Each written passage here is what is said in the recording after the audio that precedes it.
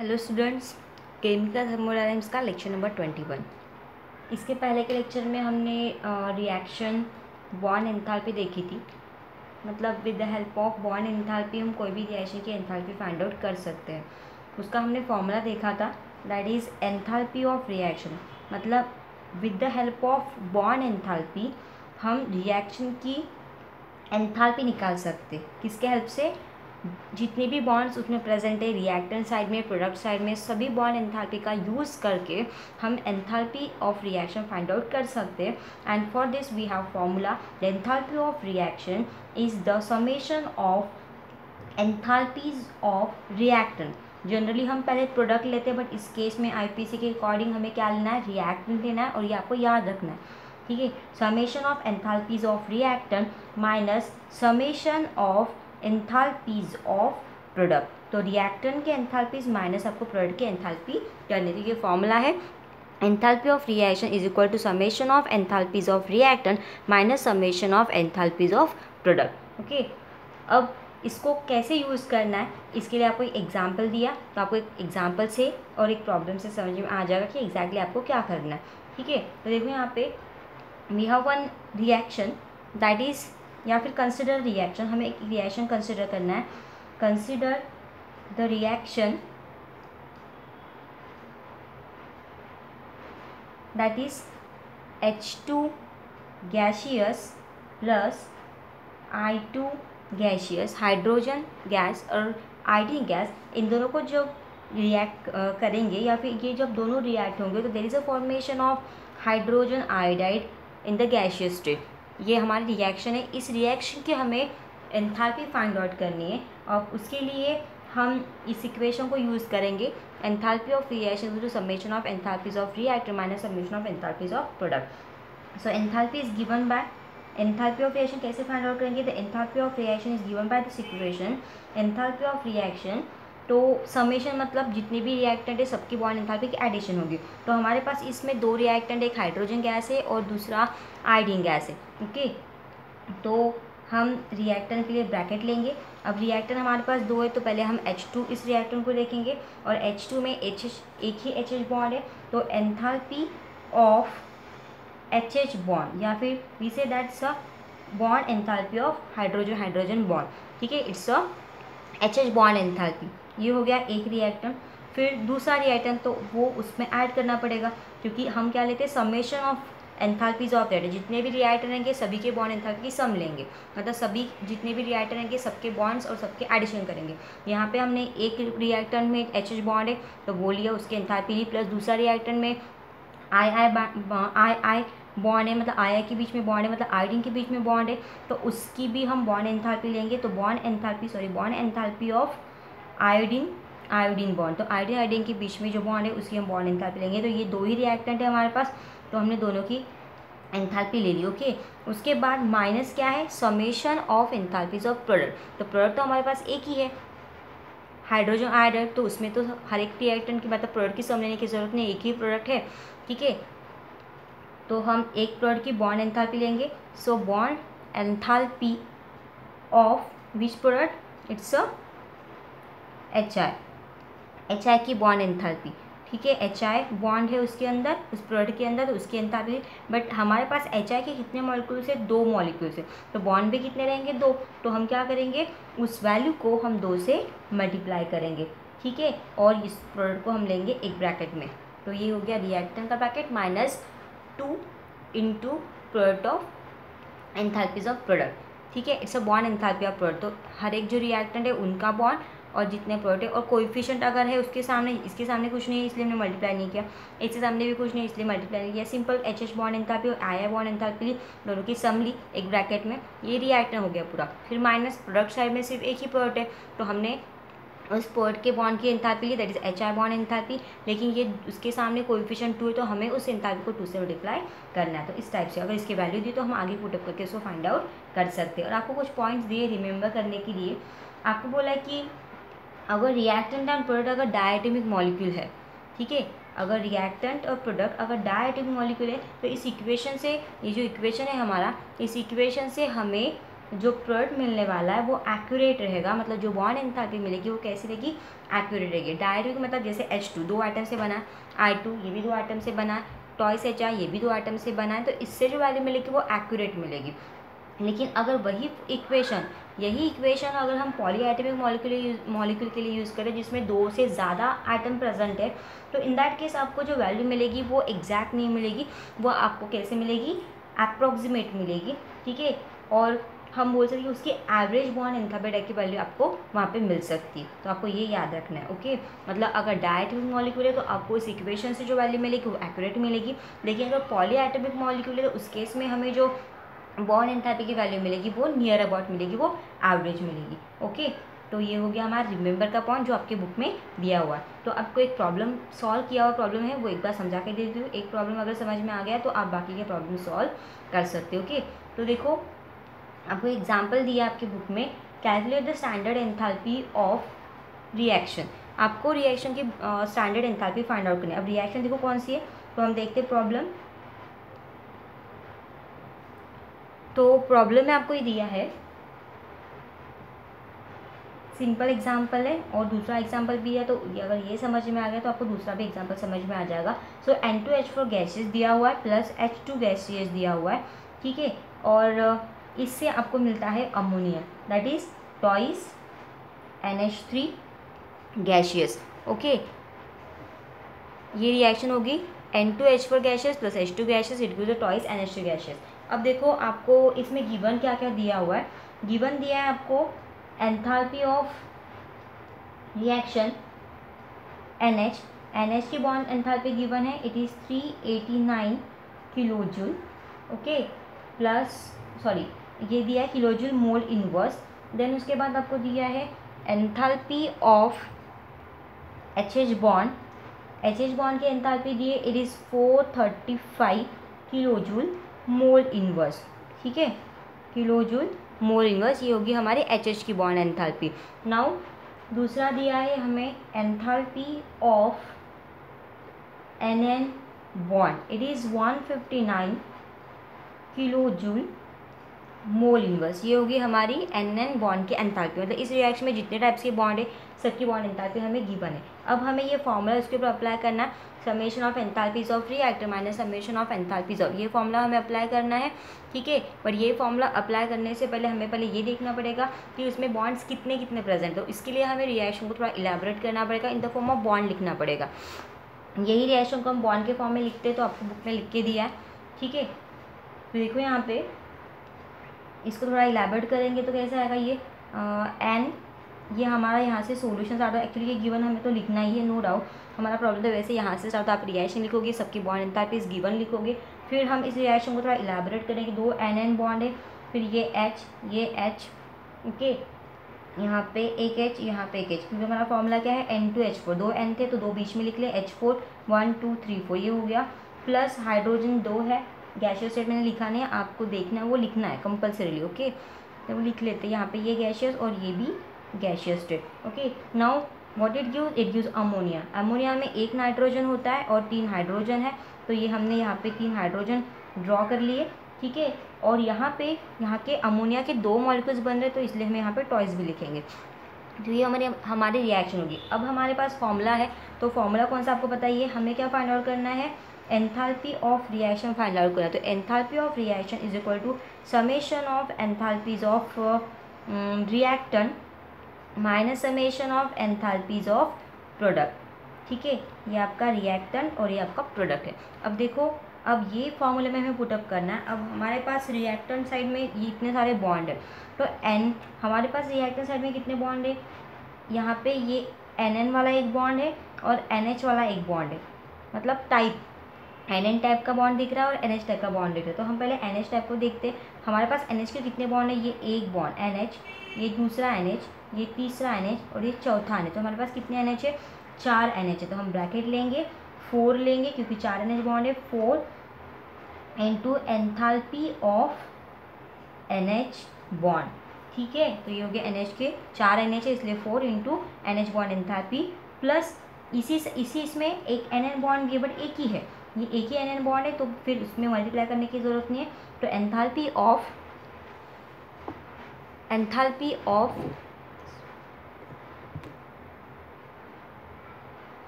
Enthalpy of NN bond. ठीक है, ये हो गया एंथैल्पी ऑफ NN बॉन्ड।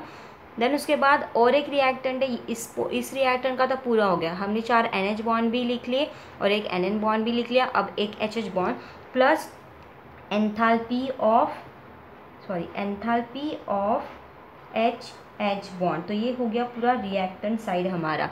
अब माइनस क्या आएगा, प्रोडक्ट साइड। तो माइनस प्रोडक्ट में क्या है, प्रोडक्ट साइड में अमोनिया, और अमोनिया में हमारे पास बॉन्ड जो दिख रहे हैं वो NH टाइप का बॉन्ड दिख रहा है, वो भी कितने हैं, NH3 बॉन्ड्स है। ठीक है, तो और ये 2 भी है, तो ये 2 तो लेना पड़ेगा हमें। 2 इंटू 3 NH बॉन्ड है तो 3 into enthalpies of NH bond. Okay, और ये 3 2 तो आपको डायरेक्ट बुक में सीख दिया हुआ है। अब इसकी वैल्यूज पुटअप करेंगे, आपको वैल्यू दी है, तो NH की वैल्यू दी है 389, तो 4 into 389 plus NN bond enthalpy given है, इट इज़ 159 किलो जूल। ठीक है, प्लस 159 किलो जूल, अभी नहीं लिख रही मैं। ठीक है, आप लिख सकते हो, कोई प्रॉब्लम नहीं। Then plus HH bond enthalpy given here, it is 435 kilo joule, तो ये आएगा 435 किलो जूल, ये आएगा आपका रिएक्टेंट साइड। फिर माइनस 2 इंटू 2 3 ज़ा 6, okay, 6 into enthalpy of NH bond and how much it is also 389, तो यहाँ पे हो गया 389। तो आपको इस तरीके से सबकी वैल्यू पुटअप करनी है जो आपको गिवन है, और इसके बाद जब उसको सॉल्व करोगे तो we get answer minus 184 kilo joule.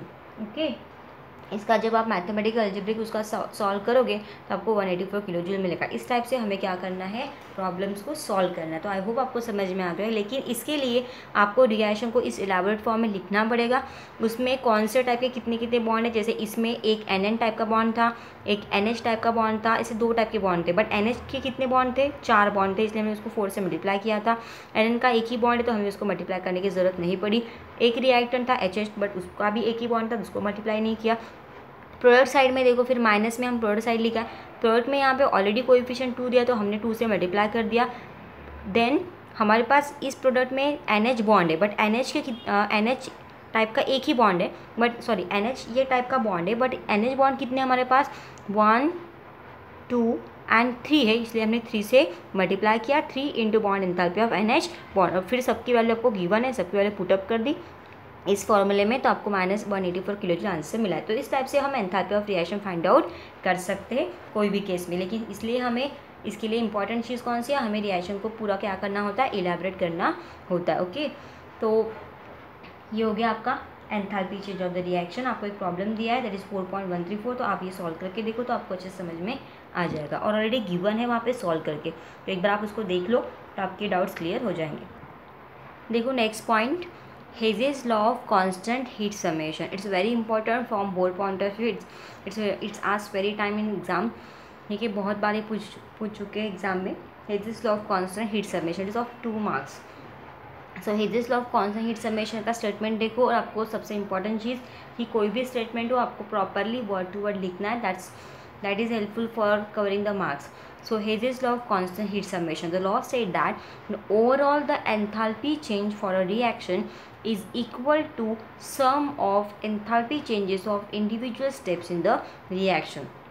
आपको Haze's law में ये स्टेटमेंट दिया है कि जो रिएक्शन होती है और रिएक्शन के लिए जो ओवरऑल एंथैल्पी चेंज आपको मिलता है is always equal to sum of enthalpy changes of individual steps in the reaction.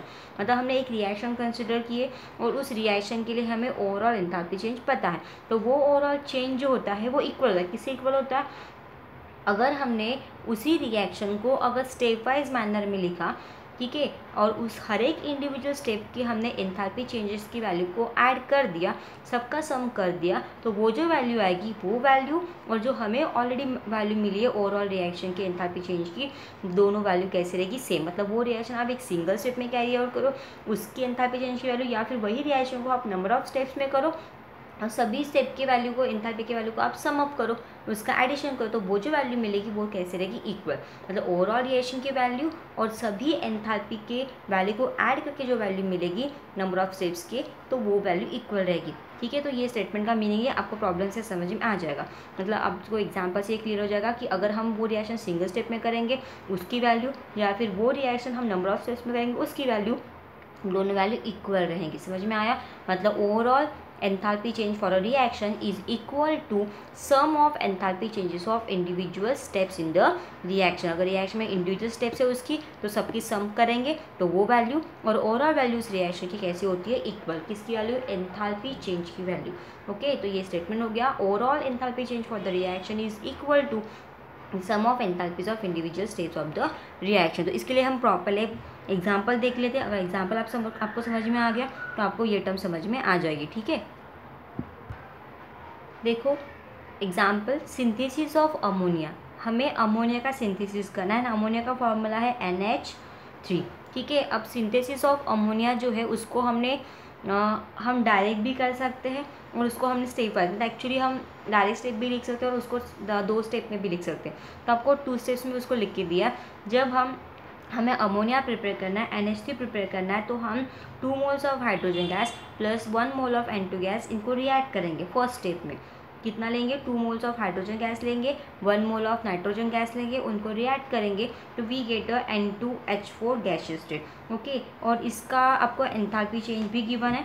ठीक है, तो enthalpy change of this reaction, ये फर्स्ट स्टेप है इसलिए हम यहाँ पे 1 लिखेंगे, और इसका जो एंथैल्पी चेंज है it is plus 95.4 kilo joule. तो ये इसका एंथैल्पी चेंज हो गया। देन उसके बाद अगर हम सेकेंड स्टेप उसकी लेंगे, तो सेकेंड स्टेप में हमें ये जो फर्स्ट स्टेप है जो इंटरमीडिएट मिला है N2H4 उसका यूज़ करेंगे। N2H4 ये लेंगे फर्स्ट स्टेप का। ठीक है, और इसमें फिर से हम 1 मोल की हाइड्रोजन गैस ऐड कर देंगे, तो we get twice molecules of ammonia जो हमें चाहिए। ठीक है, 2 मोल्स ऑफ NH3। तो Hess's law of constant heat summation हमें स्टडी करना है, और उसके लिए हमने एग्जाम्पल कंसिडर किया है सिंथेसिस ऑफ अमोनिया, और वो सिंथेसिस हम 2 स्टेप में कर रहे हैं। पहले स्टेप में हमने 2 moles of hydrogen gas plus 1 mole of N2 को रिएक्ट किया, तो हमें N2H4 ये इंटरमीडिएट मिला, उसका एंथैल्पी चेंज भी हमने लिखा 95.4 किलो जूल। फिर सेकेंड स्टेप हम करेंगे, तो इस स्टेप को तो हमें यूज़ करना पड़ेगा, तो इस स्टेप का जो प्रोडक्ट है N2H4 उसको लेंगे, प्लस उसमें एक फिर से 1 मोल हाइड्रोजन गैस ऐड करेंगे, तो we get ammonia molecule. And for this reaction the enthalpy change, अब यहाँ पे डेल्टा HR सेकेंड स्टेप है इसलिए यहाँ पे 2, and how much it is -187.6 kilo joule. ठीक है, तो -187.6 किलो जूल है। अब ये रिएक्शन अमोनिया की हमने 2 स्टेप में की, तो हमें दूसरे स्टेप में अमोनिया मिला है। बट जनरली क्या होता है कि हम कोई भी रिएक्शन को जब 2 स्टेप में लेते हैं, 2 स्टेप में जब कोई रिएक्शन आती है तो हम उसको मिला के एक ही स्टेप लेते हैं। तो यहाँ पे भी हम दोनों को ऐड करेंगे तो हमें क्या मिलेगा, एक ही रिएक्शन मिलेगी जो हमें चाहिए। मतलब हम इसको सिंगल स्टेप में भी कर सकते हैं और डबल स्टेप में। अब यहाँ पे ये 2 स्टेप में तो अमोनिया मिला नो डाउट, और हमको दोनों की वैल्यू भी मिली है। अब हमें अगर इस दोनों स्टेप को ऐड करके वैल्यू लेना है तो हम वो भी ले सकते हैं, और अब इनको दोनों को ऐड करेंगे तो इनको भी ऐड करना पड़ेगा, तब जाके आपको एक रिएक्शन मिलेगी। देखो यहाँ पे अगर हमने इन दोनों को ऐड कर दिया तो आपको ये टर्म याद रखना है कि एरो के अपोजिट साइड में, मतलब कोई टर्म अगर सेम है अपोजिट साइड मतलब क्या, एक एरो के बाद में है और एक एरो के पहले है, अगर ऐसा है तो वो अब सेम टर्म कैंसिल होती है। जैसे फॉर एग्जांपल N2H4 और यहाँ पे भी N2H4 है, यहाँ पे N2H4 प्रोडक्ट साइड में है और यहाँ पे रिएक्टेंट साइड में है, मतलब एक एरो के बाद में है और एक एरो के पहले है, तो ये 2 टर्म कैंसिल हो जाएगी। और कुछ सेम, अब इस साइड में कुछ सेम है नहीं है, अब बचा हुआ हम लिख लेंगे। बचा हुआ देखो ट्वाइस H2 गैसियस। अब देखो यहाँ पे इस साइड में ये ट्वाइस है, इस साइड में ये 1 है, ठीक, सामने कुछ नहीं मतलब 1 है, ये 2H2 और ये 1H2, 2 + 1 3 हो गया, तो यहाँ पे हो जाएगा थ्राइस H2 गैस, क्योंकि सेम टर्म में तो हम ऐड कर सकते हैं। कोएफिशिएंट ये 2 और ये +1 तो 3H2 हो गया, प्लस N2 गैस जैसा का वैसा। ठीक है, देन उसके बाद इस साइड में तो ये बचा नहीं, सिर्फ यही बचा ट्वाइस NH, तो ये हो गई हमारी ओवरऑल रिएक्शन। ठीक है, ये क्या होगी हमारी ओवरऑल रिएक्शन होगी। हमने दोनों स्टेप को ऐड कर दिया तो हमें ओवरऑल रिएक्शन मिल गई।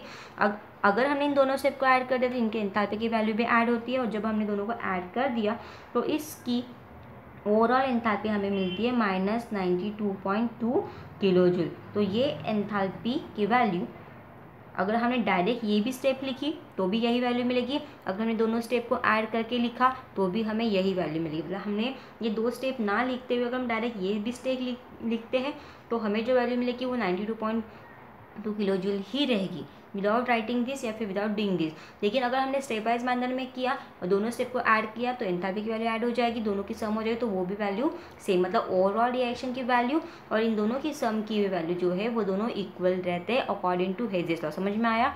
ओवरऑल रिएक्शन की एंथैल्पी की वैल्यू और दोनों स्टेप्स की एंथैल्पी की वैल्यू की सम, ये क्या होती है? सेम होती है। मतलब इन दोनों का सम करके जो वैल्यू मिलेगी एंथैल्पी चेंज की वो, और ओवरऑल रिएक्शन की एंथैल्पी की वैल्यू दोनों सेम रहेगी। इसकी ओवरऑल की -92.2 किलोजूल है, एज वेल इन दोनों का सम करके तो भी हमें कितना मिला है? 92.2 किलोजूल ही मिला है। तो इसका मतलब ये क्या है? Hedges law. मतलब आप कोई भी रिएक्शन करो, वो अगर आप सिंगल स्टेप में करोगे तो उसकी वैल्यू, या फिर वही रिएक्शन हम दो स्टेप या फिर उससे भी ज़्यादा स्टेप में करेंगे उसकी सबकी वैल्यू दो ऑलवेज कैसे रहेगी? सेम रहेगी। ऐसा नहीं कि वो सिंगल स्टेप में करेंगे तो अलग वैल्यू रहेगी, 2-3 स्टेप में करोगे तो अलग वैल्यू रहेगी, ऐसा नहीं रहेगा। आप एक सिंगल स्टेप में करो या फिर आप मल्टीपल स्टेप्स में करो, दोनों केसेस में एंथैल्पी चेंज आपको सेम ही मिलेगा। ठीक है, देन उसके बाद देखो आपको कुछ पॉइंट्स दिए हेजेस लॉ के, वो बता देती हूँ। सो देखो, enthalpy change for a chemical reaction is same regardless of the path by which the reaction occur. आपको दिया है कि आप कोई भी मतलब कोई भी केमिकल रिएक्शन को कोई भी पाथ से करो, आप उसको 2 स्टेप से करो या फिर आप सिंगल स्टेप से करो, कोई भी पाथ से करो, ठीक है, कोई भी वे अप्लाई करो, लेकिन एंथैल्पी चेंज उस केमिकल रिएक्शन के लिए सेम ही रहेगा। ठीक है, मतलब इट रिगार्डलेस ऑफ पाथ के ऊपर वो डिपेंड नहीं करता, आप चाहे उसको सिंगल स्टेप में करो या फिर डबल स्टेप में करो या फिर ट्रिपल स्टेप में करो, लेकिन एंथैल्पी चेंज आपको दोनों केसेस में सेम ही मिलने वाला है। तो पाथ उसके लिए मैटर करता नहीं है, वो पाथ के ऊपर डिपेंड नहीं करता। कौन? Enthalpy change. Okay, then Hess's law is a direct consequence of the fact that कि enthalpy is a state function. इससे हमें ये समझ में आता है कि हेजेस लॉ जो है वो क्या बताता है कि एंथैल्पी क्या है? स्टेट फंक्शन है। स्टेट फंक्शन मतलब क्या है? It depends only on the initial and final step, not on the path. Path क्या है उसका वो मैटर करता ही नहीं, उसके लिए सिर्फ मैटर करता है कि पहले क्या था और बाद में क्या। ठीक है, मतलब इनिशियल एंड फाइनल स्टेप उसकी क्या है उसके ऊपर वो डिपेंड करता है। इसलिए दिया कि enthalpy change of a reaction depend only on the initial and final state and not on the path by which the reaction occur. Reaction कौन से पाथ से हो रही है वो उसके लिए मैटर करता नहीं है, मतलब वो सिंगल स्टेप में हो रही है या मल्टीपल स्टेप में हो रही है वो मैटर नहीं करता। उसके लिए मैटर क्या करता है? इनिशियल क्या था एंड फाइनल स्टेट क्या है, मतलब इनिशियल और फाइनल स्टेप पे वो डिपेंड करता है, इसलिए वो क्या है? स्टेट फंक्शन है। कौन? एंथैल्पी चेंज ये स्टेट फंक्शन है। Now to determine the overall equation of reaction, अगर हमें, जैसे मैंने आपको बताया था कि हमने अमोनिया का फॉर्मेशन किया था, तो अमोनिया का फॉर्मेशन करने के लिए हमने क्या किया था? हमने उसको 2 स्टेप में किया था। ठीक है, अब हमने जो 2 स्टेप में किया था तो हम क्या करेंगे? उसके जितने भी रिएक्टेंट्स और प्रोडक्ट है इसमें, मतलब जो रिएक्टेंट साइड है या फिर प्रोडक्ट साइड है इंडिविजुअल स्टेप की, उसको हम ऐड करेंगे या फिर सब्सट्रैक्ट करेंगे to get the overall reaction. और जब हम इनके साथ जो भी चेंजेस करेंगे वही आपको इनके साथ भी करना है। तो अगर हम इनको ऐड करें तो इन दोनों के वैल्यू को ऐड कर देंगे तो हमें इस रिएक्शन का ओवरऑल एंथैल्पी चेंज भी मिलेगा। मतलब ये रिएक्शन अगर हमने डबल स्टेप में की और इन दोनों के वैल्यू को ऐड कर दिया तो उसकी जो वैल्यू मिलने वाली है वो वैल्यू, और जो ओवरऑल रिएक्शन अगर हम सिंगल स्टेप में करेंगे तो वो उसकी वैल्यू भी इतनी रहेगी। मतलब आप डबल स्टेप में करो तो भी यही वैल्यू मिलेगी और आप सिंगल स्टेप में करोगे तो भी आपको यही वैल्यू मिलेगी। समझ में आया? तो ये हेजेस लॉ है, मतलब कोई भी रिएक्शन को आप एक सिंगल स्टेप में करो या फिर मल्टीपल स्टेप में करो, मतलब आप कोई भी पाथ अप्लाई करो, कोई भी केस में एंथैल्पी चेंज की वैल्यू हमें सेम ही मिलने वाली, कोई चेंज होने वाला नहीं है। तो ये हो गया आपका Hess's law, it's very very important.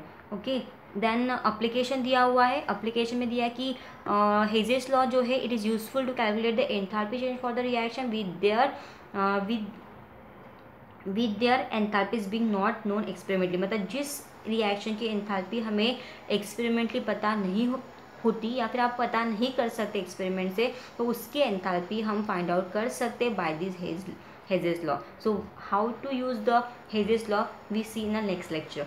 ठीक है, मतलब उसका एप्लीकेशन कैसे होगा वो हम बाद के स्टेप में बाद के लेक्चर में देखेंगे। अभी आपको बस इतना ध्यान में रखना है कि जिस रिएक्शन के एंथैल्पी चेंज की वैल्यू हम एक्सपेरिमेंटली फाइंड आउट नहीं कर सकते, उसको हम हेजिस लॉ के हेल्प से फाइंड आउट कर सकते हैं। और कैसे करेंगे वो हम नेक्स्ट स्टेप में देखेंगे, सॉरी नेक्स्ट लेक्चर में देखेंगे। Thank you.